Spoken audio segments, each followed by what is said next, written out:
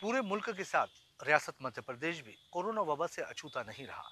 यही वजह है कि कोरोना के चलते जहां लॉकडाउन नाफिज किया गया, वहीं ऐसे प्रोग्रामों पर भी पाबंदी आयद कर दी गई जहां पर लोग बड़ी तादाद में जमा होते हैं। लेकिन जैसा कि धीरे धीरे कोरोना वबा से लोगों को निजात मिलने लगी है और सभी रास्ते खुलने लगे हैं, तो वहीं रियासत मध्य प्रदेश के वजीर आला शिवराज सिंह चौहान ने 2 रोज पहले इस बात का भी ऐलान किया है कि कोरोना की जितनी भी पाबंदियां आयद की गई थी वो पूरी खत्म की जाती है।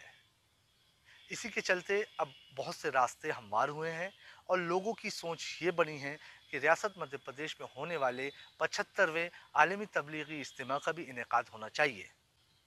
जिसके चलते इज्तिमा कमेटी जिला इंतजामिया से मुलाकात कर रही है। वहीं तबलीग के दहली मरकज में भी इस बात की तजवीज़ रखी गई है कि दिसंबर लास्ट और जनवरी फर्स्ट वीक में